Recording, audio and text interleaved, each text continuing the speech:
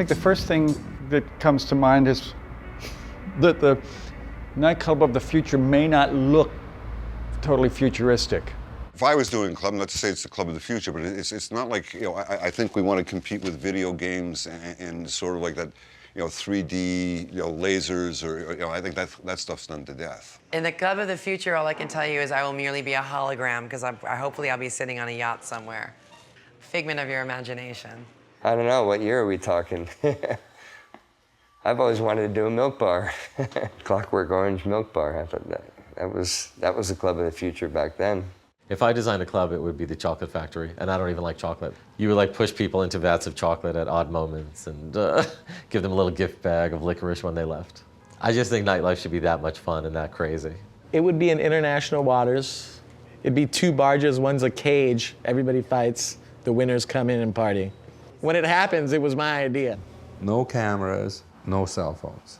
Not so that's gonna happen, but if I would do it, I would ask that of people. It's still a place where people meet for real, and they're not there because they've been friends on Facebook, or they tweet, or they text each other. I'm sure there is some must-have in Detroit, some amazing club. I'm sure there's kids doing incredible stuff, but we just don't know about it. I wish I did. I'll be there tomorrow. I think you have to try to design something that's timeless to the best of your ability and avoid, like the plague, any kind of thought process that focuses on what's next. I want it to be like a game-based nightclub. You get like a chicken, and the chicken battles you at tic-tac-toe. But the problem is this chicken's really good at tic-tac-toe, so you gotta beat the chicken. I was thinking that maybe the garments could like serve drinks, maybe. It would have packets of like syrup, I guess, like concentrate of different drinks, and then she would press different things and then mix the drink in hand. It would basically be like a scuba suit, but in real. I came up with this other idea of like a drink system being a little bit like a bowling alley. And so I thought it might be quite cool if you're sitting there to see beers or drinks sort of speeding underneath a sort of a transparent floor, and it'd sort of pop up ready to drink, and then you'd put it back in there when you were sort of done, so it would recycle it. So I thought about creating this open space where music were like the walls. So it would be like, imagine the dance floor divided in 4 sections, and each section will have a different kind of music. I don't know if you have heard about directional audio. I think it's quite simple, but the most difficult ideas are simple. I don't know what the future of club looks like, and I don't know what the future of nightlife is. But for me, the most important learning is that nightlife is a reflection of society. What if you looked at history from the point of view of nightlife, where people were hanging out? It's easier always to look backwards and find all the reasons for why it happened. You can kind of go through different eras and decades, and the clubs or the bars or the restaurants kind of being a mirror of the values and what's interesting, what's exciting, what's disgusting or whatever about a culture at any particular moment. And then you can also look at it as that they become kind of these meeting places, a kind of focal point for some sort of creative scene.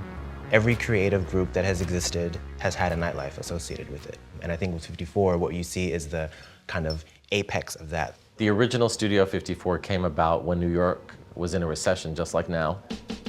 New York was a really sad place with really sleazy stuff going on, and people were poor and desperate. Studio became like this oasis in the middle of the desert, this incredible, hedonistic, sparkly place where you could just check your brain at the door and go in and have this magical time. It was like Brigadoon.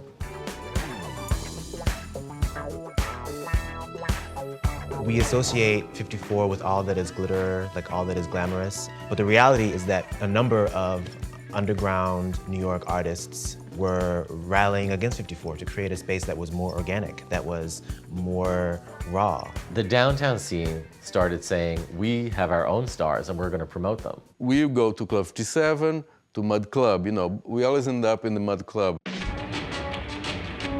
This was like the anti-Studio 54. Just like Studio had glitz and glamour, Mud Club was just basic. It didn't have a whole lot of design. Yeah, as far as the decor and the lights and shiny stuff, yeah, they kind of didn't go for that. It was all about the crowd, the hauteur of the crowd, the attitude, and the fact that these were all downtown artists. You know, we all wanted to have art shows, and the gallery world wasn't interested in what we were doing. The nightclubs and the people going to nightclubs, that was kind of how things happened. That's how people met each other, and you could show your art. And it was a great outlet to put your stuff out there.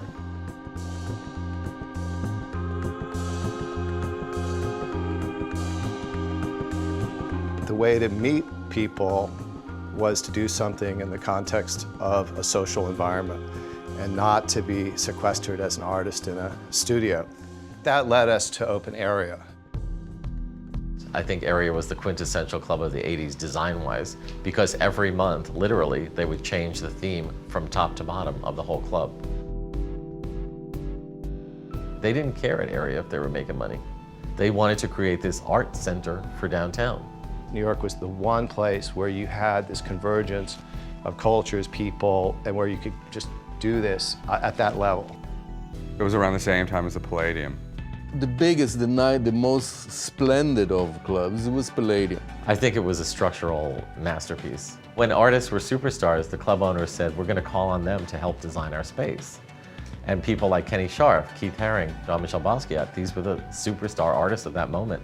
And they were all used to furnish Palladium. What they did is they used more or less, have artists make a club. And that's what we did. We artists making clubs. Nobody that was a professional anything. We knew nothing about the world of nightlife. You know, working for virtually nothing, just to really be creative. And I think that what you see when you think about Kenny Scharf and the artists who are kind of designing the space for their own, you're talking more about creativity. You're talking more about art making and like the role of the artist in creating a special space for people. In my mind, that's what makes a good party, and that's what makes 80s nightlife so fascinating. Downtown used to be so mixed, it was incredible. You know, it was an amazing international melting pot. I think there's a lot of people who are of the frame of mind, like they're constantly trying to recreate some sort of feeling that was here. And by here, I mean New York, whether it was 10 years ago or 15 years ago or 20 years ago. And I don't think we have any desire to really do that. There's a reason why things were like that then. It was a different time. Different times have different needs, and these trends, these needs, social trends keep changing. And each generation has its time. Indeed, many cases, the best clubs around the world and the ones that really were iconic were designed by people who were relatively naive and didn't have all the history or experience. Naivety or having a really fresh look at things is crucial. I trust that all these young designers will bring today's society into it, almost by definition, because they will work intuitively. They are kids of this time, so they will bring the atmosphere of this time. I think the experience starts from the second you walk up. The interior of the club, it sets the stage. We like the feeling that there's multiple layers underneath what's there right now. It's all about just creating one night that'll create a lasting impression for the rest of their lives.